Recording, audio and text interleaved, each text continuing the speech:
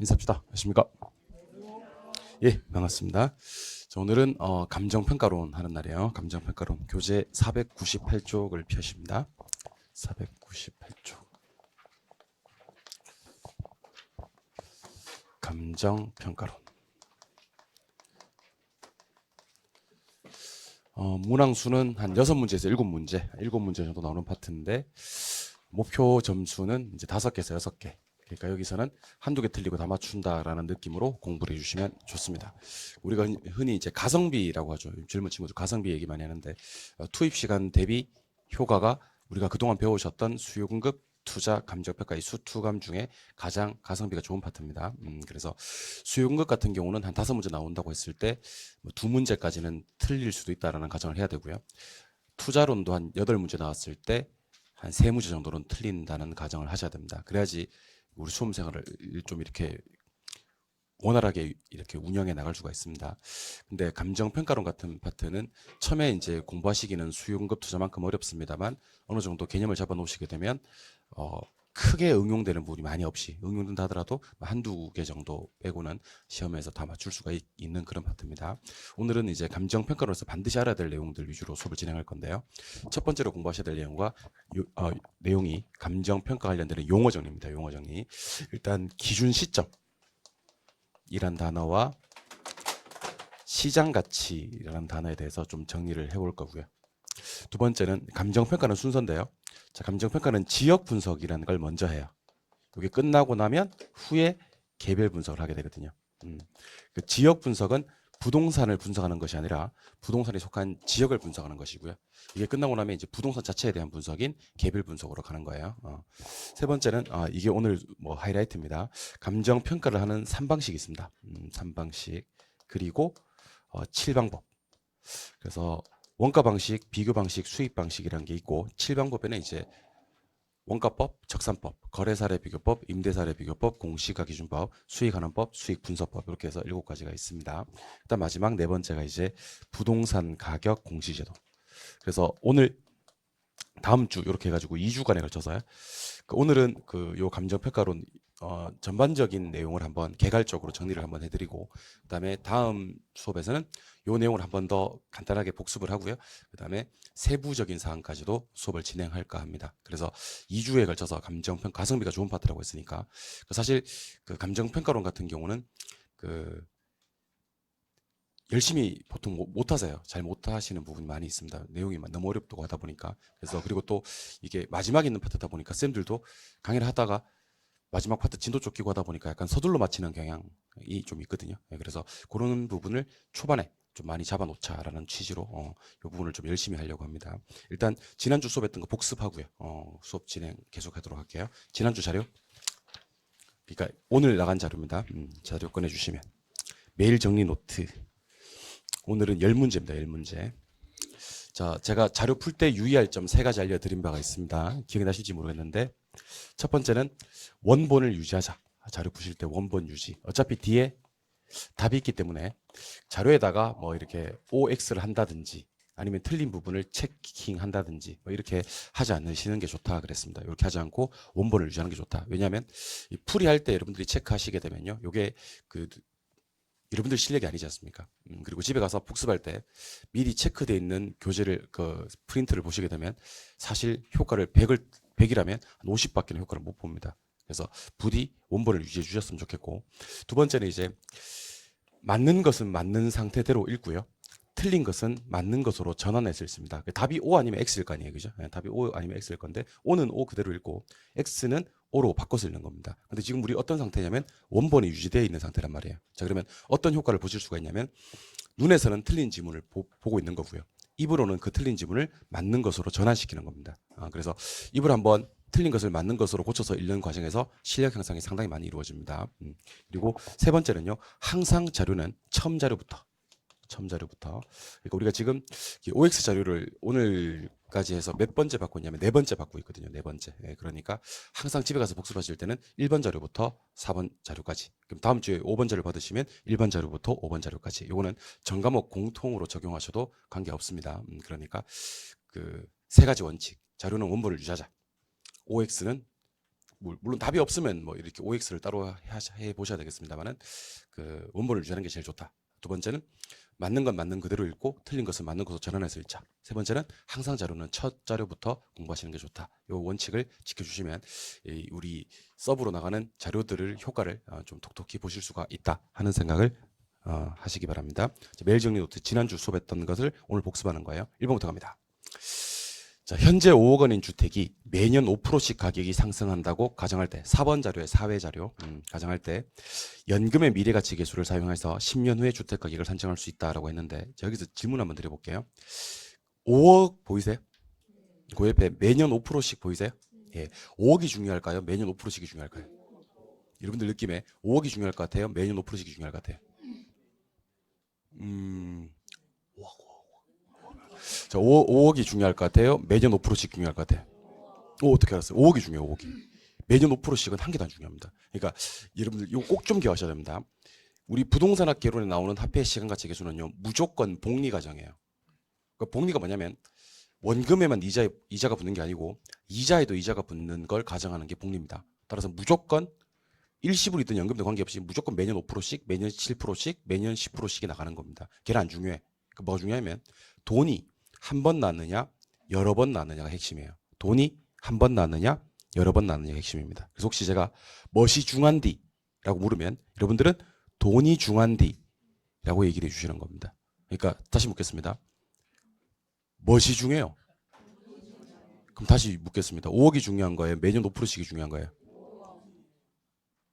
뭐라는 거야? 다시 한번 더.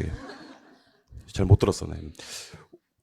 5억이 중요해요? 매년 5%씩이 중요해요? 5억이 중요한 거예요. 5억이 몇 번 나왔죠?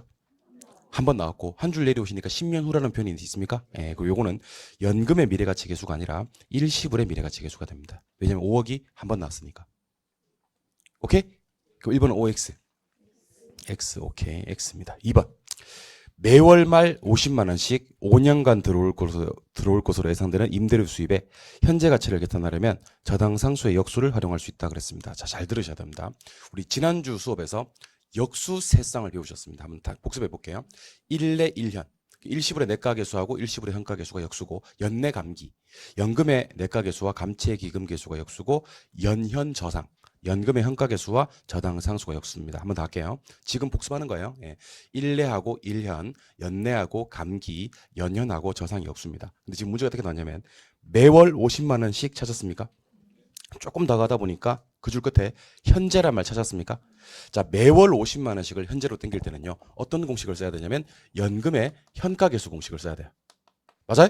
그래서 여기든 뭐가 나와 있어야 되면 지금 연금의 현가계수를 활용한다 이렇게 되어 있어야 됩니다. 그런데 문제가 어떻게 나왔냐면 저당상수의 역수를 활용할 수 있다라는 말을 썼어요. 저당상수의 역수가 연금의 현가계수입니다. 결국 이 말은요. 연금의 현가계수를 활용하자는 얘기가 맞습니다. 그래서 2번은 옵니다.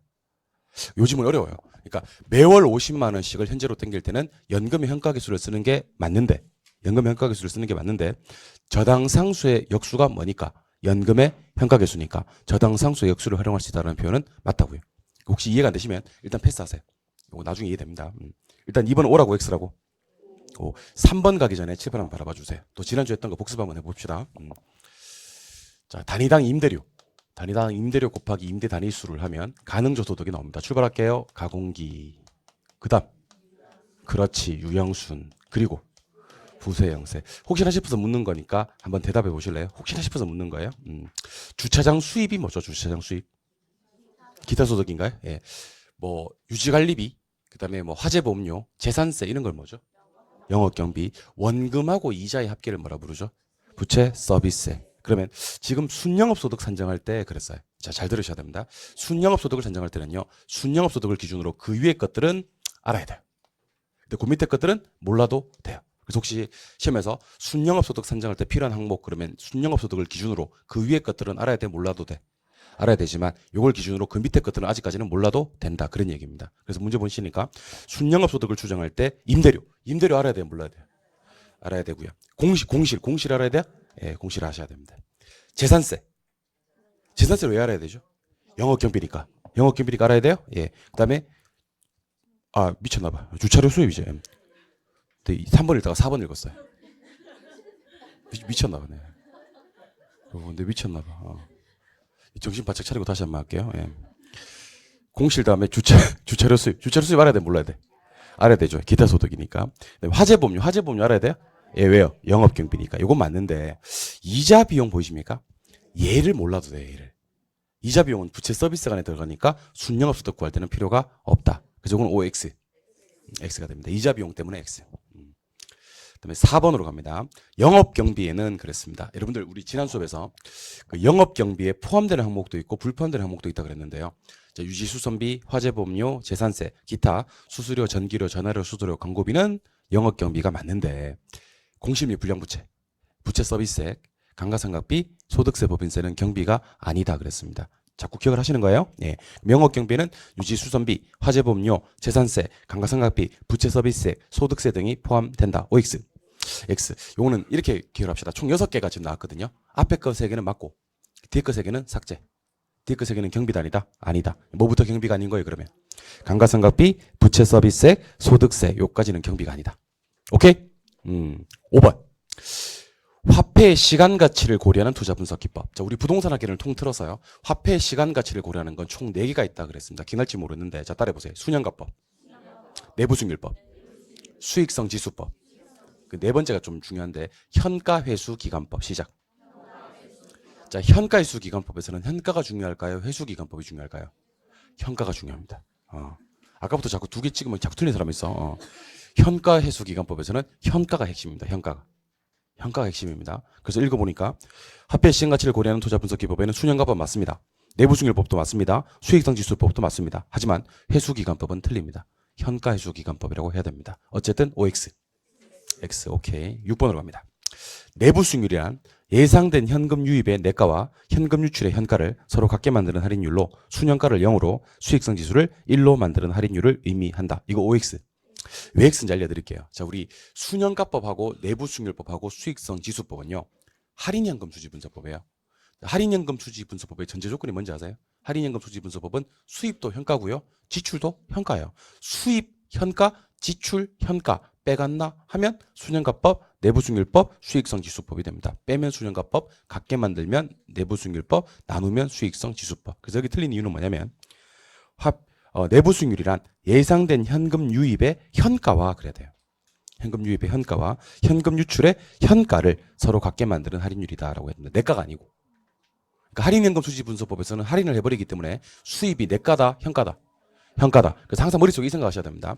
이게 나중에 문제 풀 때 또 귀에 들려야 됩니다. 할인연금 수지분석법에서는 수입이 뭐다? 현가다. 지출도 현가다. 근데 내가 왜 현가인지를 물을 거예요.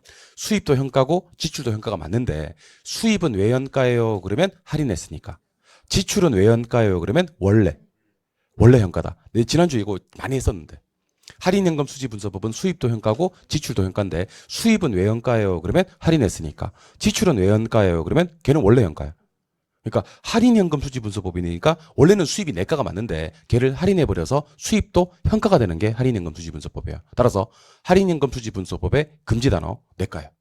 할인연금 수지분석법에서는 내가가 나올 수가 없다. 왜냐하면 지출은 원래 현가고 수입은 내가가 맞긴 한데 걔를 뭐해서 할인해서 현가로 만들었으니까. 오케이? 그래서 OX. OX. 7번. 수익성 지수 나옵니까? 여러분들 글자 좀 찾아보세요. 투자 지출 찾아보세요. 찾았어요? 그리고 조금 더 가다 보니까 투자 지출 옆에 쭉 가다 보니까 현금 수입이라고 저 끝에 있어요. 찾았어요? 자, 그럼 제가 실판에 써볼게요. 우리 요거 기억나실지 모르겠는데 제가 수익성 지수는 이렇게 구한다 그랬어요. 수익성 지수. 그러니까 이 복습하면서 공부하시면 참 좋아요. 위에 수입의 현가가 있고요. 밑에 지출의 현가가 있는데 제가 이렇게 암기하면 안 틀린다 그랬어. 입을 출로 나눈 값. 출에 대한 입 이렇게 얘기를 했었어. 근데 여기서는 지금 대안으로 나온 게 아니고요. 대안으로 나온 게 아니고 나눈 값으로 나왔어요. 자, 그럼 대답 한번 해보실까요? 입을 출로 나눠야 돼요? 출을 입으로 나눠야 돼요? 입을 출로 나눠야 됩니다. 그래서 그 줄 끝에 있는 현금 수입 있잖아요. 걔를 앞으로 끄실 거고요. 투자 지출 있잖아요. 그죠? 걔를 뒤로 내보내야 됩니다. 그래서 어떻게 해야 되냐면 얘가 X인데 일단 수익성 지수는 순현금, 현금 수입 합계의 현재 가치를 사업기간 중 투자 지출 합계의 현재 가치로 나눈 상대적 지수이다. 그래야지 입을 출로 나눈 값이 됩니다. 그래서 여러분들 혹시 이게 좀 헷갈리실 때는요. 글자 다 보면 헷갈려. 입과 출만 딱 찾아야 돼. 아시겠어요? 여러분들 이거 글자 다 보다가 작년에 전사하신 분들을 제가 한두 명 본 게 아니에요. 그 주객이 전도돼 버려요. 중요한 건 입을 출로 나눈 값이다. 이게 핵심이 되는데요. 글자를 다 찾다 보면 나중에는 내가 뭘 읽었지? 이렇게 되는 거예요. 읽은 것도 없고 안 읽은 것도 없고 그렇게 되는 거거든요. 그러니까 순현금 뭐를요? 현금 수입 합계 현재 가치를 사업기간 중 뭐? 투자, 지출 합계 현재 가치로 나눈 상대적 지수다. 그렇게 해야 됩니다. 그래야지 입을 출로 나눈 값이 됩니다. 앞에 이거 입이 있고 뒤에 줄이 있어야 된다고요? 어쨌든 OX. X. 8번 가기 전에 절 보세요. 여러분 어림셈법은 승수법과 수익률법이 있는데 한 쌍씩 총 4쌍이 역수예요. 어떻게 암기했었냐면 자, 저 따라 보세요. 조총, 순종합, 세전배당, 세우세우. 한번 해보세요. 시작. 내가 한번 해볼게요. 조총, 순종합, 세전배당, 세우세우. 근데 여러분들 조총은 암기 안 해도 되는데 왜냐면 원래 조가 총이야. 암기하시든지 그러면. 그리고 마지막에 세우세우 있잖아요. 이거 암기할 필요 없는데 거부할 수 없는 운명 아닌가요? 세우세우. 그래서 제 느낌에는요. 조총하고 세우세우보다는요. 순종합하고 세전배당하고를 암기를 좀 중점적으로 해두시는 게 좋을 것 같습니다. 그러니까 우리가 이 4가지 정도를 암기하려고 그러다 보면 우리 용량의 한계가 항상 와요. 그래서 4가지 정도 암기를 하려고 하다 보면 나중에는 한 개도 암기가 안 돼 있는 경우가 많이 있습니다. 그럴 때는요.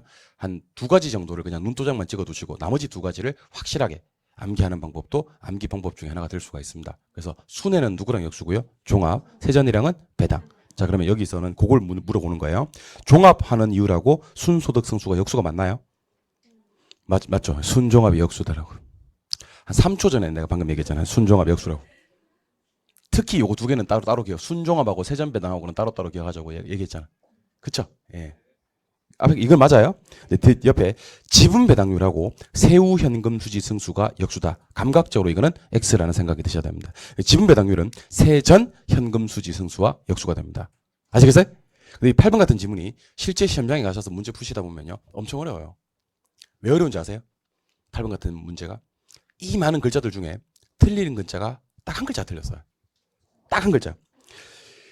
다 맞아. 종합하는 이유를 하고 순소득 승수는 역수가 맞고요. 지분배당률은 세전 현금 수지 승수와 역수 후를 전으로 바꿔야 되는 거지. 그러니까 공부를 얼마나 많이 해야지 이 한 글자가 틀렸다는 걸 알 수가 있겠냐는 거지. 그러니까 한 글자 틀린 걸 찾기가 그 한 글자 틀린 걸 찾기가 우리 부동산 학교로는 적게 나올까요? 많이 나올까요?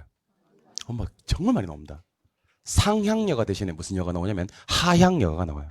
이 바닥 그래요. 상향여가 대신에 하향여가. 우상향 대신에 우하향. 그다음에 우측이동 대신에 좌측이동. 좌측이동 대신에 우측이동. 거의 대부분 어떻게 보면 그런 게 아닌가. 한 글자, 2글자 차이가 아닌가 하는 생각을 하셔도 될 만큼 한 글자, 2글자 많이 나옵니다. 그래서 순이랑 종합이랑 역수고 세전이랑 배당이랑 역수기 때문에 얘는 지분배당률의 역수는 세전승수다 해야 됩니다. 9번 들어가기 전에 7번. 제가 2가지를 물을 거예요. 대부 비율하고 부채 비율하고 가대지부 해야 됩니다. 요거는 둘 다 분자가 부채입니다.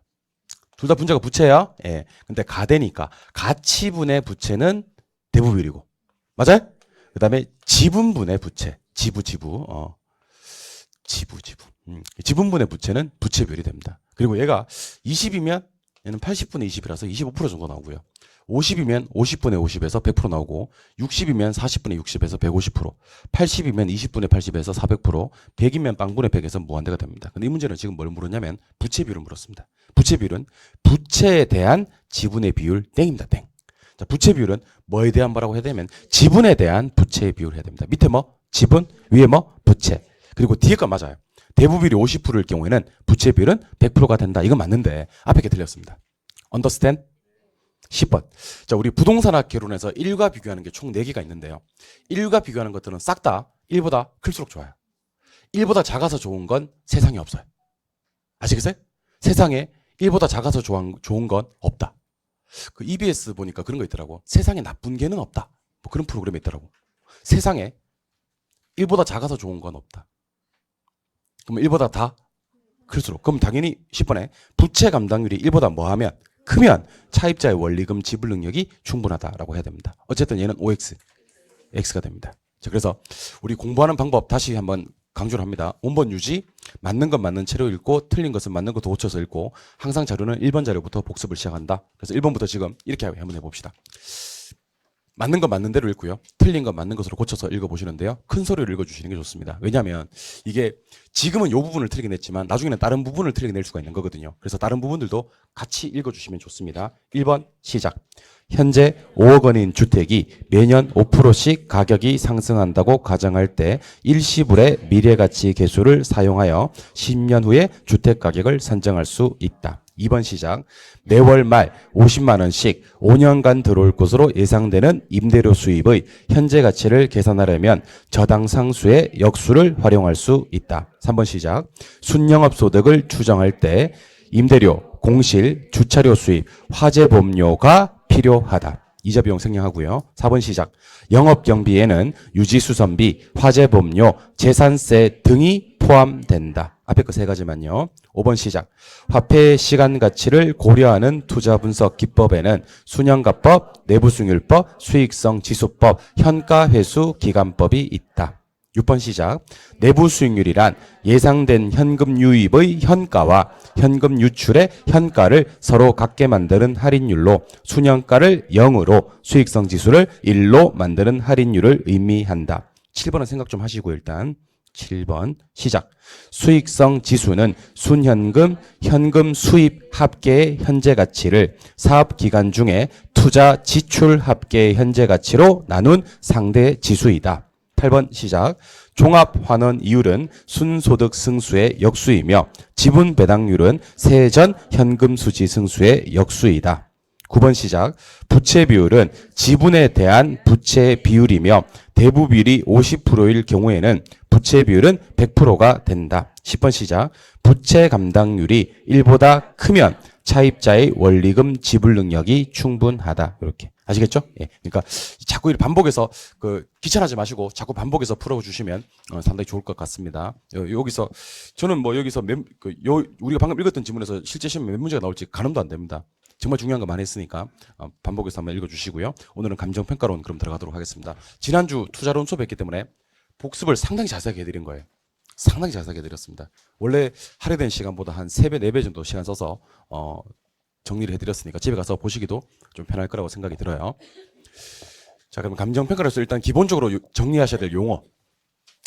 기준 시점하고 시장 가치인데요. 용어가 처음 나오면 한번 입으로 크게 한번 따라해 보시는 게 좋거든요. 한번 따라해 볼게요. 기준 시점, 시장 가치. 그래서 앞으로 머릿속에 이 생각하셔야 됩니다. 우리가 감정평가를 한다는 것은 시장 가치를 판정하는 거예요. 그리고 앞으로 제가 감정평가 할 건데요. 무슨 가치 판정하는 거예요? 그럼 시장 가치요. 이렇게 얘기하시면 돼요. 두 번째, 감정평가에서 시장 가치를 판정한다는 것도 중요하지만 또 중요한 게 하나 더 있습니다. 자, 부동산의 가격은 끊임없이 변합니다. 따라서 부동산 가격이 10억이다. 이거보다 더 중요한 게 뭔지 아세요? 언제 시점에서 10억인지 기준을 잡아줄 필요가 있어요. 왜냐하면 가격이 자꾸 변동되니까. 따라서 감정평가의 기준이 되는 시점을 기준 시점이라고 얘기를 합니다. 그래서 이 두 개 단어는 오늘 한 집에 가시는 길에 한 10번, 20번 정도 반복을 하셨으면 좋겠습니다. 자, 이렇게 질문을 드릴게요. 감정평가할 때 기준이 되는 가치는? 시장 가치. 이상한 소리 하지 말고 다시 할게요. 예. 감정평가에서 기준이 되는 가치는? 시장 가치. 감정평가에서 기준이 되는 시점은? 기준 시점. 이렇게. 감정평가를 할 때 원칙이 되는 가치는? 시장 가치. 감정평가할 때 원칙이 되는 시점은? 결국 감정평가라는 것은 무슨 시점에 무슨 가치를 판정하는 건가요? 기준 시점에 시장 가치를 판정하는 겁니다. 이걸 머릿속에 꼭 기억하셔야 됩니다. 그래서 우리 부동산 학개론에서 나올 수 없는 단어가 하나 있는데 그게 바로 현재 시점이에요. 현재 시점이란 말이 절대로 나올 수가 없어요. 그러니까 느낌은 현 시점이라는 느낌이 들어. 근데 시험에서 표현할 때는 반드시 기준 시점이라고 표현해야 됩니다. 그러니까 현재 시점이라는 말이 뜨면요. 무조건 X입니다. 자, 우리 나중에 저 뒤에 가시면 제조달 원가라는 걸 배우세요. 제조달 원가. 자, 잘 들어보세요. 제조달 원가는 부동산을 새로 만드는 데 들어가는 비용입니다. 새로 만드는 데 들어가는 비용. 자, 근데 지금 이 건물이 어떤 건물이냐면요. 신축한 지 한 10년이 지난 건물이에요. 신축한 지 10년이 지난 건물. 근데 10년 전에 이 건물을 지을 때 얼마에 신축을 했냐면 10억에 신축을 했어요.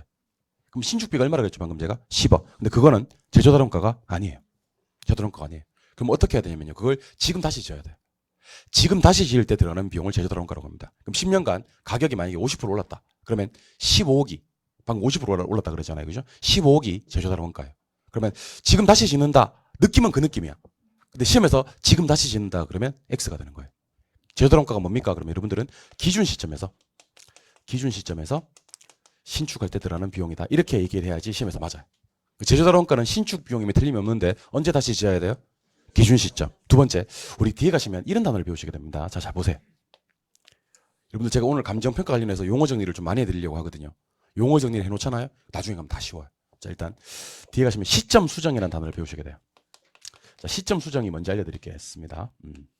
자, 시점 수정은 나중에 이제 우리가 거래사례 비교법이라는 걸 공부하시게 되는데, 거래사례 비교법이라는 건 뭐냐면 실제로 거래가 있었던 부동산을 가지고 오는 거예요. 가지고 와서 내 부동산과 이 부동산은 가격이 비슷해. 따라서 이놈 가격으로부터 내 가격을 노출하는 거. 그래서 이것을 거래사례 비교법이라 그래요.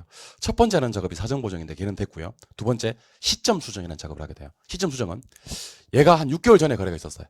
그럼 그 시점을 거래 시점이라 그래요. 근데 나는 6개월 전 가격이 궁금한 거야, 안 궁금한 거야? 안 궁금한 거지. 그럼 나는 언제 가격이 궁금한 거야? 현재. 그러면 안 된다니까. 내 느낌은 알아요. 여러분들 마음이 어떤 마음인지를 내가 안다니까. 내가 몰라서 지랄하는 게 아니에요, 여러분들. 내가 여러분들 마음을 내가 충분히 안다니까. 느낌은 나는 6개월 전 가격이 궁금한 게 아니지, 지금 가격이 궁금한 거지라는 느낌은 드는데, 그렇게 하면 시험에서는 X가 되는 거예요. 시험에서는 거래 시점의 가격이 궁금한 게 아니고 기준 시점의 가격이 궁금한 겁니다라고 해야 되는 거예요. 그러니까 우리 부동산 학기는 통틀어 가지고 현재 시점의 말이 뜬다 안 뜬다? 안 뜬다. 무조건 무슨 시점이라고 해야 된다? 기준 시점. 그러니까 현재 시점이라는 말 자체가 나오면 무조건 X고요. 다 기준 시점이라고 해야지 답이 된다는 것을 기억하셔야 됩니다. 따라서 감정평가의 기준이 되는 시점을 기준 시점이라고 하는데, 이 기준 시점을 물론 올해 시험에도 나왔었어요. 기준 시점은 말도 안 되게 나왔어요. 너무 쉽게 나왔습니다. 올해는 감정평가로는 정말 쉽게 나왔거든요. 일단 기준 시점을 좀 주관식으로도 얘기할 수 있는 그런 사람이 되었으면 좋겠습니다. 출발하겠습니다. 자, 감정평가의 기준이 되는 시점을 기준 시점이라고 하는데요. 원칙과 예외로 나누어서 한번 얘기를 드려볼게요. 원칙과 예외. 원칙은 가격 조사를 완료한 날짜입니다. 가격 조사를 완료한 날짜. 감정평가사가 가격 조사를 완료한 날짜가 원칙적인 기준 시점이 됩니다. 하지만 예외적으로 미리 정할 수 있어요. 기준 시점을. 주로 얘는 언제냐면 과거나 미래가 돼요. 근데 요거 미리 정해놓은 시점이 기준 시점이 되려 그러면 가격 조사는 적어도 가능해야 됩니다. 그래서 저는 여러분들이 요 단어를 좀 주안점을 두시고 공부하셨으면 좋겠습니다. 자, 따라해보세요. 가격 조사. 가격 조사. 그래서 기준 시점은 일단 뭐를 완료해야 되고요. 가격 조사를 완료해야 되고요. 두 번째는 미리 정해놓은 시점이 기준 시점이 되려고 해도 뭐는 가능해야 된다? 가격 조사는 가능해야 된다. 가격 조사가 불가능하면 그 시점이 기준 시점이 될 수가 없다. 무슨 말인지 알려드리도록 하겠습니다. 요거 지금 통째로 한번 기억해 보실 필요가 있습니다. 12월 1일, 12월 2일부터 12월 5일, 12월 6일, 12월 7일. 자, 특정 부동산에 대해서 감정평가를 의뢰했습니다. 그러니까 의뢰인이 감정평가사를 찾아가서 내 부동산 얼마 정도 하나요? 라고 의뢰를 했습니다. 네 부동산의 덩치가 상당히 큰가 봐요. 그래서 12월 2일부터 2, 3, 4, 5 장장 4일 동안 열심히 감정평가사가 가격 조사를 한 거예요. 결과가 나왔겠죠? 그래서 12월 6일 날 평가서를 작성을 하고요. 12월 7일 날 이제 의뢰인을 만나서 평가서를 제출합니다. 근데 문제가 뭔지 아세요? 이 사이에도 부동산의 가격은 변동될 수가 있다는 겁니다. 여러분들 그 1216 부동산 대책이 발표가 되었습니다. 그러니까 오늘이 12월 18일이니까 이틀 전에 부동산 대책이 발표되었습니다. 이번 대책이 좀 강력한 게 15억을 초과하는 고가 주택에 대해서는 대출을 아예 안 준답니다. 강력한 거예요. 대출을 아예. 그러니까 현금으로 다 사라는 얘기지. 두 번째는 이제 보유세. 보유세는 크게 두 가지 보유세가 있거든요. 종부세하고 재산세하고. 다만 이 두 개의 차이점이, 보유세 중에서 종부세는 무슨 세고? 국세고. 그다음에 재산세는 뭐? 지방세가 되겠죠. 맞아요? 예. 요걸 좀 가세를 갖다 강화하겠다. 그다음에 그래도 퇴로를 좀 확보하자는 측면에서 10년 이상 거주했던 사람들은 양도세를 좀 이렇게 일시적으로 6개월 정도 다주택자를 하더라도 조금 낮춰주겠다. 뭐 이런 게 이번 부동산 대책의 핵심이 됩니다. 그래서 지금 강남 쪽에는 아마 좀 가격이 갑자기 5천만 원 뭐 떨어진, 아니면 1억 정도 떨어진 금매물도 나오고 있고 막 그런가 봐요. 그러니까 하루 만에도 부동산 가격이 바뀔 수 있다고요. 그럼 바뀔 때마다 평가사는 계속 지우고 새로 쓰고 수정하고 새로 쓰고 하는 게 아니라 기준을 잡아버리면 돼요. 그걸 기준 시점이라 그래요. 여기서 기준 시점 며칠이냐면 12월 5일이에요. 12월 며칠? 5일이에요. 왜 12월 5일이 기준 시점이냐면요. 다른 거 볼 필요 없어요. 가격 조사 보는 거예요. 되셨어요? 가격조사는 언제 시작해서? 2일날 시작해서 5일날 끝났잖아요. 근데 가격조사를 시작한 날짜, 완료한 날짜. 완료한 날짜니까 12월 5일이 기준 시점이 된다는 겁니다. 그래서 항상 머릿속에 기준 시점은 아무 말이 없었을 때 무엇을 완료한 날짜? 가격조사를 완료한 날짜. 근데 분명히 이런 경우가 있을 거예요. 자, 보세요. 지금 2019년 12월 18일인데, 18일 맞나요, 오늘? 내가 작년 12월 18일 날 부동산 하나 샀는데, 너무 비싸게 산 것 같아요. 아무래도 이거 사기당한 것 같아요. 너무 비싸게 산 것 같아요. 그래서 평가사를 불러서 이렇게 얘기를 하는 겁니다. 나는 지금 현재 이 부동산의 가격이 궁금한 게 아니고 작년에 내가 이 부동산 살 때 시점, 그러니까 작년 12월 18일 기준으로 이 부동산을 평가해 주시오라고 의뢰할 수도 있거든요. 그러면 이거는 미리 정해놓은 시점이 과거 시점이 되겠죠. 이게 기준 시점이 되어버리는 겁니다. 작년 정도라면 가격 조사는 가능하고 불가능하고 가능하고. 그럼 이런 경우도 있을 거예요. 2020년 12월 18일. 자, 내가 내년 이맘때 입주하게 되는 부동산이 하나 있습니다. 그럼 지금은 현 상태는 분양권 상태예요. 그런데 내년 이맘때 이제 입주를 할까 말까 고민 중이야, 지금. 왜냐하면 원하는 수익이 오면 입주하기 전에 그냥 분양권을 전매해버리고, 원하는 수익이 안 오면 이걸 갖다가 조금 등기를 치고 들어가서 좀 살다가 원하는 수익이 올 때 그때 좀 팔겠다. 자, 그럼 평가사를 불러서 이렇게 얘기를 하는 겁니다.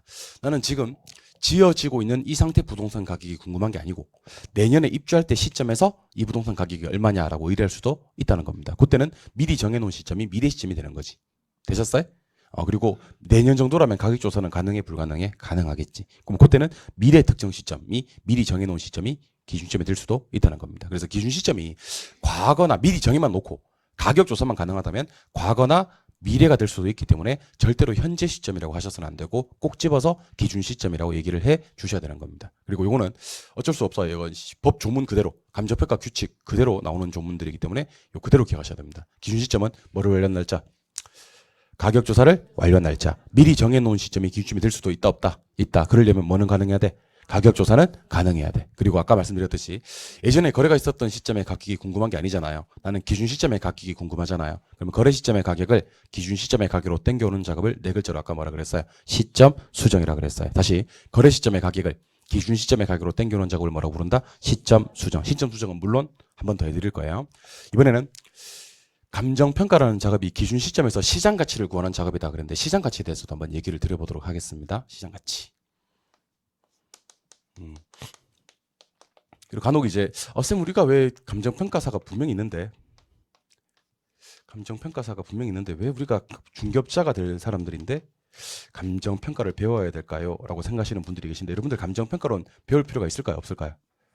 여러분들 감정평가론 반드시 배우셔야 됩니다. 왜냐하면 일반인들은요 부동산 가격 궁금할 때 감정평가사 찾아가지 않습니다. 감정평가사 찾아가는 사람들은 주로 누구냐면요 다 기관이야, 기관. 금융기관. 자, 금융기관 무슨 평가하죠? 담보평가를 하지 않습니까?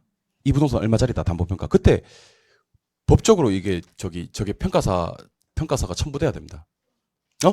그러니까 그분들은 개인 대상들이 아니에요. 일반인들은 부동산 가격 궁금할 때 누구를 찾아가서 묻냐면 중개업자 찾아가서 묻습니다. 중개업자 찾아가서 저런 부동산 얼마입니까? 그러면 감정평가 해줘야 됩니다. 저런 부동산 얼마입니까? 그럼 감정평가 해줘야 됩니다.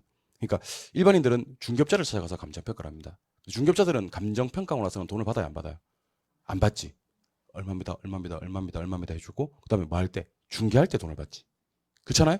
그러니까 이거는 관련 서비스업이 되는 거지. 우리 중개에서는 서비스를 감정평가로 해줘야 되는 겁니다.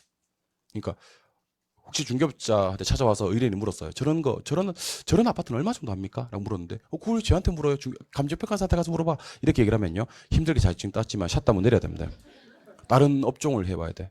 감정평가로는 공부를 해야 되는 이유가 있고요. 실제로 저는 뭐 감히 말씀드립니다만은 중개업자는 중개보다 감정평가를 훨씬 많이 합니다. 안 그렇겠어요? 가격만 묻고 안 사는 경우가 있어 없어? 있겠지만 가격을 안 묻고 사는 경우는 없거든. 또 뭐 말인지 모른다. 아무튼 중개업자는 중개보다 감정평가를 훨씬 많이 하고요. 만약에 감정평가보다 중개를 더 많이 하는 사람이 있으면요. 정말 떼돈 법니다. 떼돈 벌어. 그러니까 우리 중개업자는 감정평가를 반드시 공부하셔야 된다는 생각을 하셔야 되는 겁니다. 그러니까 내가 하는 감정평가가 시장 가치 구하는 거다. 내가 하는 감정평가가 기준 시점에서 가격이다. 이런 생각을 하셔야 되는 겁니다. 자, 먼저 시장 가치가 원칙이고요. 시장 가치 외의 가치가 예외예요. 예외. 얘가 원칙, 요게 예외. 자, 그러면 시장 가치는요. 일단 통상적인 시장을 가정합니다. 통상적인 시장. 두 번째는 충분한 기간 거래를 위해서 공개돼야 됩니다. 그리고 그 물건의 내용에 정통한 당사자 사이에서 신중하고 자발적 거래를 했을 때 성립 가능성이 가장 높은 가치를 시장 가치라고 합니다. 그래서 제가 지금부터 시장 가치 소개해 드릴 겁니다. 통상적인 시장에서 충분한 기간 거래에 의해서 공개된 다음 정통한 당사자 사이에서 신중하고 자발적 거래했을 때 성립될 가능성이 가장 높은 가치가 시장 가치가 되는 겁니다. 예외적으로 법령에 다른 규정이 있거나 의뢰인이 특별히 요청을 하거나 그다음에 사회 통념상 그러하다면 예외적으로 시장 가치 외의 가치로 평가할 수도 있습니다. 그래서 여러분들 이 단어들을 좀 기억을 한번 해볼게요. 자, 시장 가치가 되기 위한 요건이 총 몇 개 있는데 5개. 첫 번째는 무슨 시장? 통상적 시장. 이게 다 기억하셔야 돼요. 이거. 두 번째 무슨 기간? 어떤 사람들끼리? 당사자 사이에서 어떤 거래 했을 때? 신중 자발적 거래 했을 때 어떤 가능성? 성립 가능성. 자, 한번 들어보세요. IMF 구제금융 아니면 미국의 금융위기 왔을 때 그때 거래된 부동산 가격은 정상적인 시장 가치라고 볼 수가 없어요. 그때 거래된 부동산의 가격들은요. 통상적인 시장이 아니거든요. 그러니까 시장 가치로 평가되기 위해서는 일단 상당히 정상적인 상황을 가정해요. 무슨 시장? 통상적 시장. 두 번째, 급매물로 거래된 부동산의 가격은요. 시장 가치로 보기가 힘들어요. 왜냐하면 급매물이라는 것은 아마 충분한 기간 거래를 위해서 공개된 게 아니거든요. 어떤 기간? 충분한. 세 번째, 정통하다는 말이 나오는데 정통하다는 말은 전문적일 필요까지는 없지만 시장 상황이나 가격 상황이나 그런 추이에 대해서 좀 어느 정도는 잘 알고 있을 것. 그러니까 너무 무지한 사람, 매도인도 뭐 가격도 모르고 매수인도 가격도 모르고 이 두 사람이 만나서 거래한 가격은 정상적인 시장 가치로 보기가 힘들다는 얘기예요. 당사자들이 시장 상황에 대해서 그나마 잘 알고 있을 것을 우리는 정통한이라고 합니다. 어떤 당사자? 정통한 당사자. 그다음 네 번째는 어떤 강압에 의한 거래. 그다음에 즉흥적인 거래. 이런 것들은 정상적인 시장 가치로 보기가 힘들다는 겁니다. 그럼 어떤 거래가 돼야 되냐면 신중하고 자발적인 거래. 마지막으로는 확률 개념을 도입하는 거예요. 누구든지 그 가격, 이 부동산 그 가격 그랬을 때는 고개를 끄덕끄덕 할 수 있는 가격. 성립 가능성이 가장 높은 가치가 바로 시장 가치가 된다는 겁니다. 확률적인 측면에서도 가장 확률이 높은 가치가 시장 가치가 된다. 그래서 이 5개를 지금 한번 암기해 보겠습니다. 암기. 자, 우리 시장 가치가 되기 위한 요건은 보지 말고 보고 암기하는 건 여러분들 그건 암기가 아니지. 보지 말고 어떤 시장에서?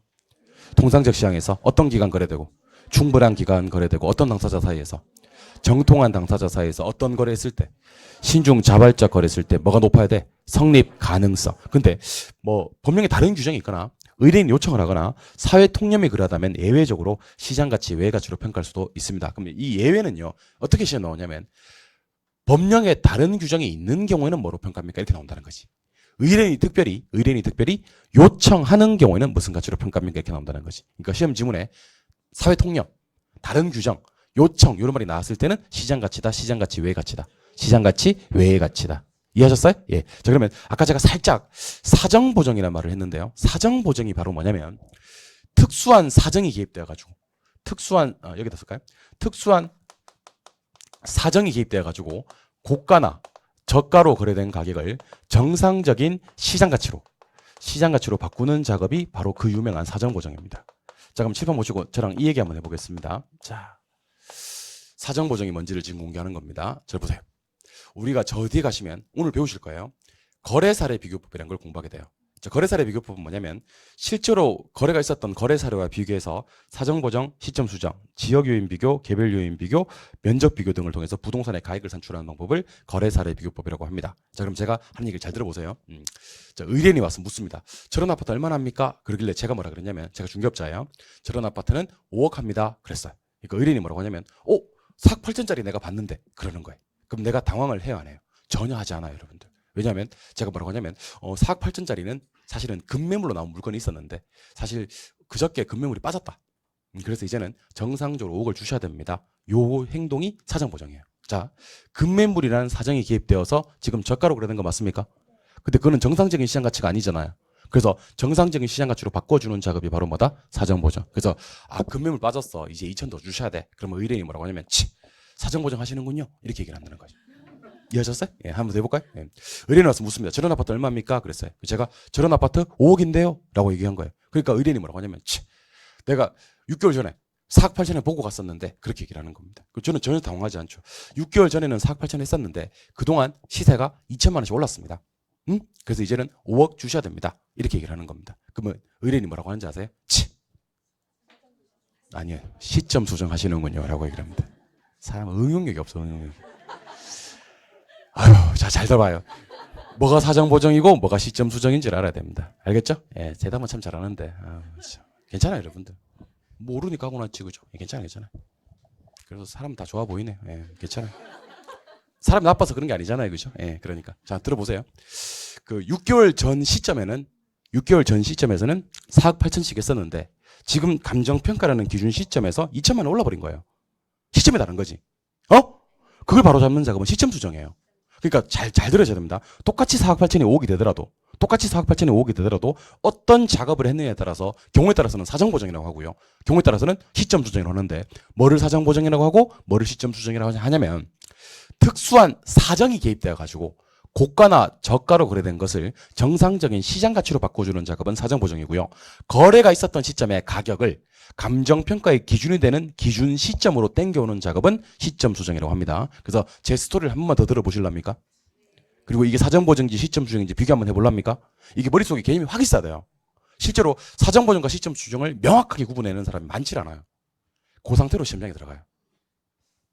막 이렇게 거의 머릿속에 개념은 있는데 사정 보정 뭐야? 시점 수정 뭐야? 이렇게 얘기를 하면 대답 못하는 채로 시험장을 들어가요. 매우 위험하겠죠. 자, 들어보세요. 금매물로 4억 8천짜리가 있긴 한데 정상 시가는 시장 가치는 5억을 주셔야 돼. 그래서 5억이라고 얘기를 하는 거예요. 이건 뭐죠? 이건 사정 보정이에요. 금매물이라는 사정 때문에 4억 8천에 거래된 걸 정상 시장 가치 5억으로 바꿔주는 작업은 사정 보정입니다. 2년 전만 하더라도 4억 8천씩 했었어. 2년 전만 하더라도. 근데 2천만 원씩 올라가지고 이제는 5억은 주셔야 돼. 이게 뭐예요? 시점 수정. 그러니까 여러분들 똑같이 4억 8천이 5억이 되더라도 한 번 더 합니다. 특수한 사정이 개입되어서 정상적인 시장 가치보다 고가나 저가로 거래된 걸 정상적인 시장 가치로 바꿔주는 작업은 사정 보정이고 거래 시점의 가격을 기준 시점으로 땡겨오는 작업은 시점 수정이 됩니다. 그래서 한마디로 자 일로 한번 나보세요. 한마디로 시장 가치화 하는 작업이 사정 보정이에요. 한마디로 기준 시점화 하는 작업이 시점 수정이 되는 겁니다. 그러니까 시점 땡겨오는 게 뭐고요? 시점 수정이고 사정을 시장 가치로 바로잡는 작업을 사정 보정이라고 합니다. 그러니까 사정 개입되어서 고가나 저가로 거래된 것을 정상적인 시장 가치로 바로잡는 작업은 사정 보정. 거래 시점의 가격을 기준 시점의 가격으로 바꿔주는 작업은 시점 수정이 되는 겁니다. 그래서 제가 좀 이따가 사정 보정, 시점 수정, 사정 보정, 시점 수정 이런 얘기할 때 여러분들이 기억을 하셔야 됩니다. 자, 근데 어떤 기억을 하셔야 되냐면 좀 이따 할 거예요. 근데 제가 미리 당겨서 좀 얘기를 드릴게요. 우리가 저 뒤에 가시면 공시지가 기준법이라는 걸 공부하게 돼요. 공시지가 기준법이라는 건 토지 가격을 구하는 감정평가 방법입니다. 자, 근데 앞에 생략되어 있는 말이 있어요. 토지 가격을 구할 때 공시지가 기준법을 쓰는데 이 공시지가가 표준지 공시지가라는 걸 써요. 근데 표준지가 어떤 단계인지 아세요? 표준지는요. 대표성도 있고 중용성도 있고 확정성도 있고 안정성도 있어요. 그래서 우리가 토지 가격 구할 때는 인근 지역에 있는 표준지 공시가를 가져오는데 이 표준지는 여러분들 느낌에 정상적인 땅이겠어요? 비정상적인 땅이겠어요?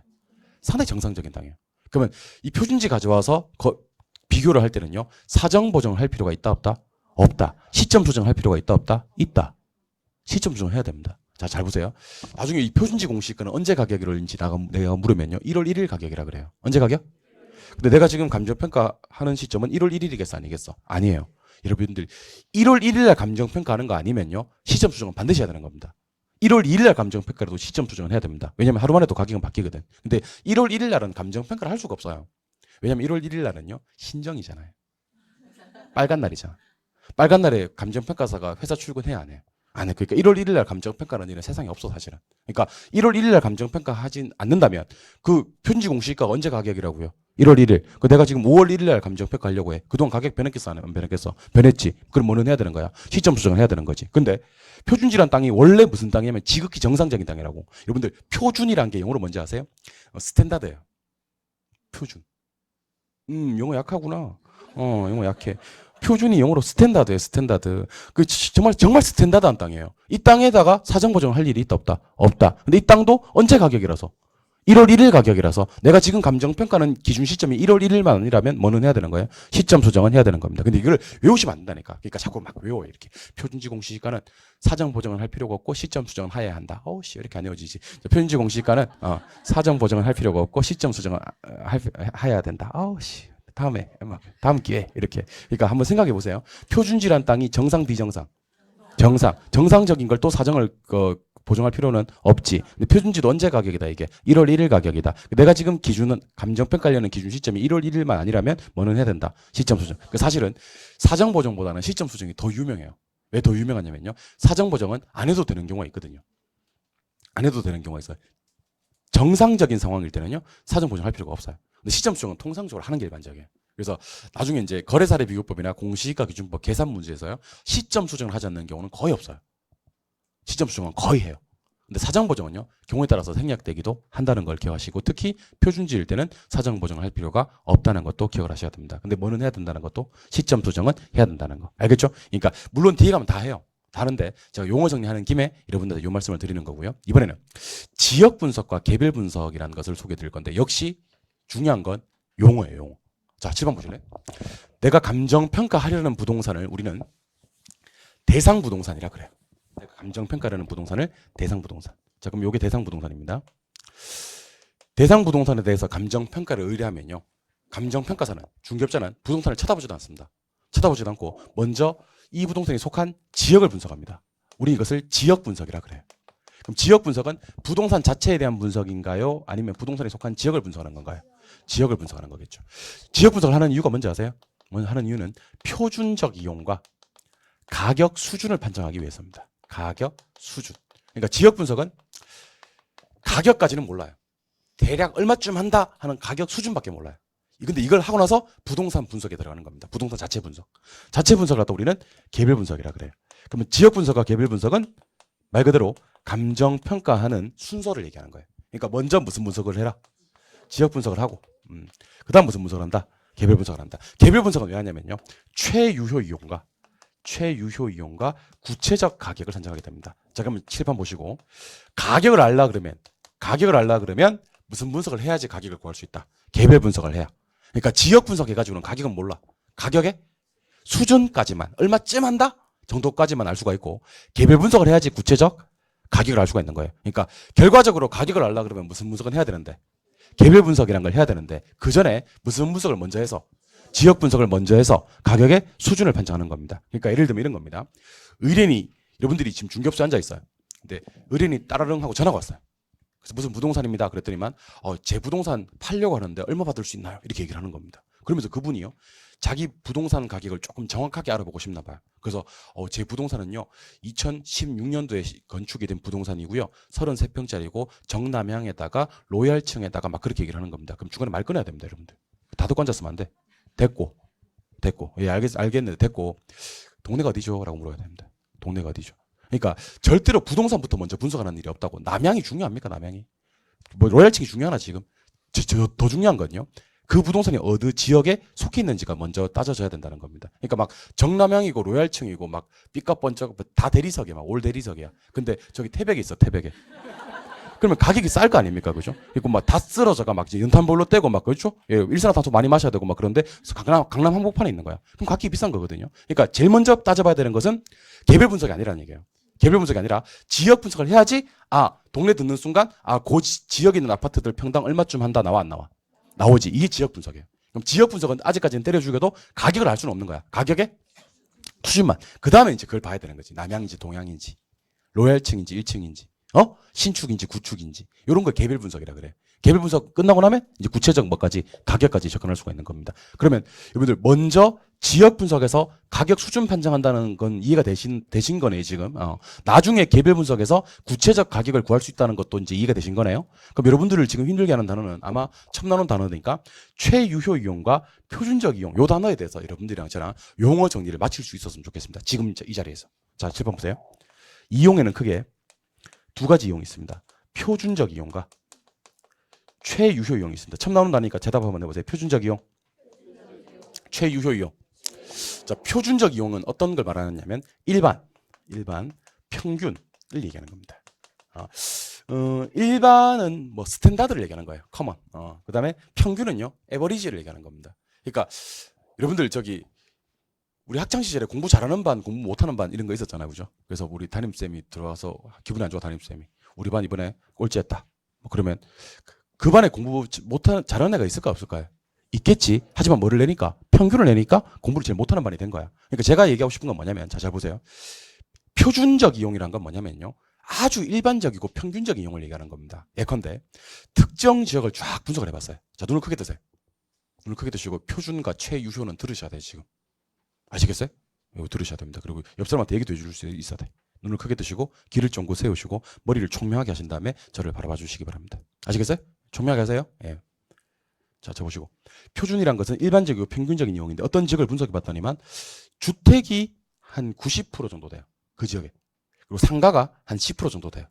그럼 이 지역을 주거 상업이 혼재된 지역이라고 얘기를 할까요? 아니면 주거 지역이라고 얘기를 할까요? 이 지역은 주거지예요. 지금 상가도 10% 있잖아. 있지. 그런데 평균적으로. 일반적으로는 대부분 주거지잖아. 그럼 주상이 혼재된 지역 하지 않는다고. 주거지? 그래 버린다고. 이게 표준적 이용이에요. 평균 내니까 일반적으로. 다시 방금 이 지역 주거지로 판명이 났나요? 근데 고급 주택이 한 95% 정도 돼. 이 지역에.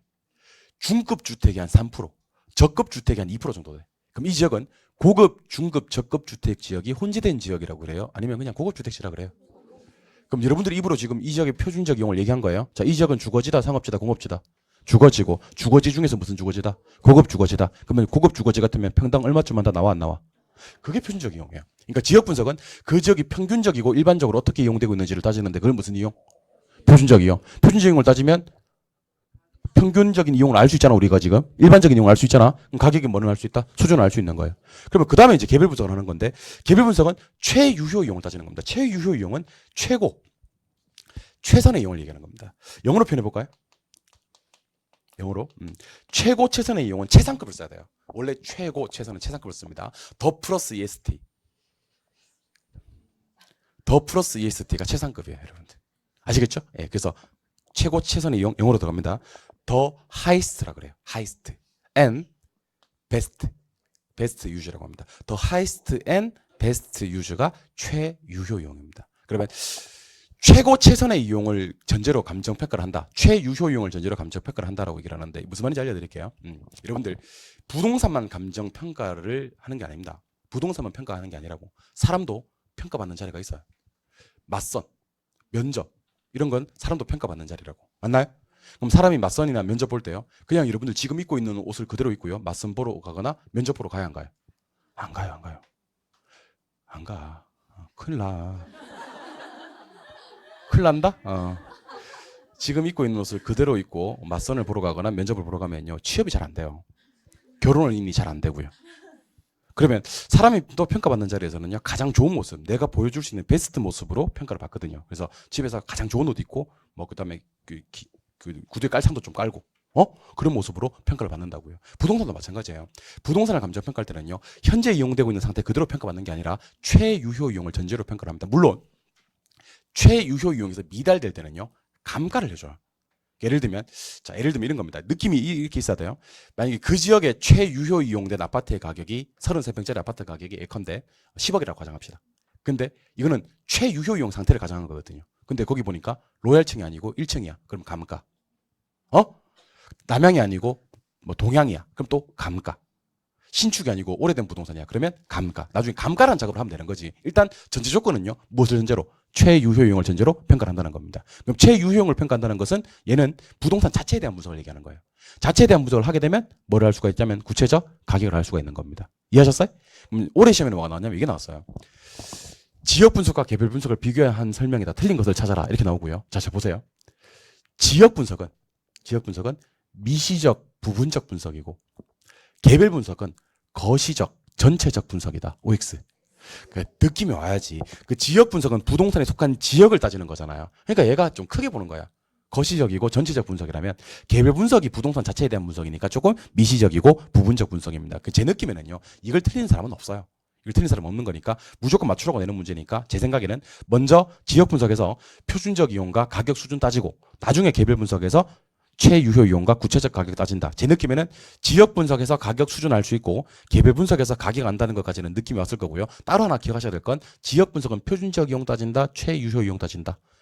표준적 이용. 이상 소리 하지 말고 대가리 치워 드릴 테니까 다시 한번 더. 지역 분석은 뭘 따지고 표준적 이용을 따지고 개별 분석에 와서 무슨 이용을 따진다. 최유효 이용을 따진다. 요거는 기억하셔야 되는 겁니다. 무슨 말인지 알겠죠? 예. 이번에는 지역 분석의 요 지역에 대해서 조금 더 살펴보도록 하겠습니다. 10번 보세요. 지역 분석할 때 지역. 자, 내가 감정 평가라는 부동산 아까 대상 부동산이라 그랬어요? 예. 일단 저 따라 한번 해보세요. 인근 지역, 유사 지역, 동일 수급권. 자, 오늘은 뭐만 할 거냐면 이거만 할 거예요. 자, 대상 부동산이 속해 있는 지역이 있고요. 속하지 않은 지역이 있고요. 이걸 모두 포함하는 지역이 있습니다. 대상 부동산이 속해 있는 지역을 인근 지역이라 그래. 인근 지역. 대상 부동산이 속해 있지 않은 지역을 유사 지역이라 그래. 유사 지역. 이걸 모두 포함하는 지역을 동일 수급권이라고 합니다. 동일 수급권. 근데 여기서 좀 우리가 기억하셔야 될 게 있습니다. 인근 지역, 유사 지역, 동일 수급권이라는 말을 들으려면요. 요 대상 부동산하고 용도, 기능, 가격 요 세 가지 측면에서 대체 경쟁 관계가 성립을 해야 됩니다. 자, 우리 문제 풀다가 대체 경쟁 관계란 말이 시험에 떴어요. 상당히 많이 나오는 말인데 대체 경쟁이라는 말이 시험에 뜨면요. 비슷하다 이렇게 해석하시면 돼요. 그러니까 비슷하다고는 절대로 안 나와요. 대체 경쟁이라고 시험에 나올 거예요. 하지만 우리가 해석을 할 때는 어떻게 해석한다? 비슷하다. 근데 뭐가 비슷하냐면 용도, 기능, 가격이 비슷한 거예요. 자, 그럼 대답 한번 해보세요. 대상 부동산이 속해 있으면서 대상 부동산과 용도, 기능, 가격에서 대체 경쟁 관계가 성립하는 지역은 무슨 지역? 인근 지역. 대상 부동산 속해 있지 않으면서 대상 부동산과 용도, 기능, 가격적인 측면에서 대체 경쟁 관계가 성립하는 지역은 유사 지역. 이 인근 지역과 유사 지역을 모두 포함하면서 용도, 기능, 가격 면에서 대상 부동산과 대체 경쟁 관계 있는 지역은 동일 수급권인데 한시도 잊어서는 안 되는 거. 우리가 지금 배우시는 파트는 감정 평가론이에요. 따라서 다른 건 됐고 가격이 비슷하다고 보시면 돼요. 그래서 조금 더 줄일게요. 대상 부동산이 속해 있으면서 대상 부동산과 가격이 비슷한 부동산이 존재하는 권역은 인근 지역. 대상 부동산 속해 있지 않으면서 대상 부동산과 그래도 가격이 비슷한 부동산이 존재하는 권역은 유사 지역. 이걸 모두 포함하면서 대상 부동산과 가격이 비슷한 경계 지역을 말하는 거예요.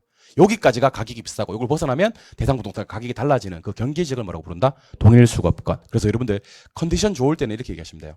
지역 분석은 어디 가서 해야 됩니까? 그러면 인근 지역, 유사 지역, 동일 수급권 하시면 돼요. 근데 공부하다 보면 컨디션 나쁠 때 있어 없어? 있죠. 그럴 때는 이렇게라도 하세요. 지역 분석은 어디 가서 해야 됩니까? 그러면 동일 수급권 내라고도 하셔야 됩니다. 내라고라는 정도는 하셔야 됩니다. 동일 수급권 내에 어차피 뭐가 있으니까. 인근 지역과 유사 지역이 있으니까. 컨디션 좋을 때는 다 얘기하세요. 오늘 컨디션 괜찮나요? 그럼 다 얘기하세요. 지역 분석은 어디 가서 해야 돼요? 인근 지역, 유사 지역, 동일 수급권. 근데 이번 시간 마치고 나면 또 컨디션 나빠질 예정이잖아 또. 그럴 예정이잖아. 그러면 그때는 이제 지역 분석은 어디 가서까지 해야 됩니까? 그러면 동일 수급권? 네. 그러니까 동일 수급권을 벗어나 버리잖아요. 그럼 대상 부동산과 용도, 기능, 가격, 특히 가격적인 측면에서 대체 경쟁 관계가 성립하잖아요. 가격이 달라져요. 그러니까 여기 있는 부동산들은요. 대상 부동산과 가격이 비슷하지 않아요. 따라서 여기서 아무리 분석을 해봐야 대상 부동산의 가격 수준을 알 수가 없는 겁니다. 그러면 대상 부동산과 가격이 비슷한 부동산이 존재하는 권역이 동일 수급권 내고 지역 분석을 해서는 대상 부동산의 가격 수준을 알 수 있다고 얘기를 했기 때문에 대상 부동산 가격이 비슷한 권역까지 가서 지역 분석을 할 수가 있지 그걸 벗어나서 지역 분석하는 건 의미가 없다는 거예요. 그 지역 분석은 어디 내에서 동일 수급권 내에서 구체적으로 어디에서 인근 지역과 유사 지역과 동일 수급권 내에서 물론 제일 좋은 건 인근 지역이죠. 제일 좋은 건 인근 지역이고 인근 지역에 사례 자료가 없다면 동일 수급권 내에 있는 유사 지역에 가서도 사례를 구할 수가 있다. 하지만 동일 수급권을 벗어나서 지역 분석을 할 수는 없다라는 생각을 기본적으로 하시기 바랍니다. 알겠죠? 자, 그러면 저거 이해했는지 못했는지 제가 여러분들을 테스트해 보려고 그래요. 자, 10번 보세요. 자, 대답해요. 먼저 하는 건 지역 분석, 개별 분석. 지역 분석. 나중에 하는 거. 최유효 이용을 따지는 것. 개별 분석. 표준적 이용을 따지는 것은 지역 분석. 가격 수준만 아는 것. 지역 분석, 구체적 가격을 할 수 있는 것, 개별 분석. 개별 분석은 부동산 자체에 대한 분석이니까 됐고 지역 분석할 때 지역은 어디 아닙니까? 네죠. 그 무슨 지역입니까? 인근 지역, 유사 지역, 동일 수급권. 되셨어요? 예, 그래서 교재에다가 우리가 방금 했던 거 흔적을 남겨드리려고 합니다. 제가 보라는 것만 별표 치시고 보시면 됩니다. 교재 페이지 교재 페이지 쭉 넘기세요. 507쪽. 507쪽에 가셔서 507쪽에 2번 기준 시점 찾았습니까? 별 때려 두시고요. 507쪽의 기준 시점, 2번의 기준 시점 별 때려 주시고 요 법 조문을 기억하시면 됩니다. 아시겠죠? 예. 책을 두 장을 넘기세요.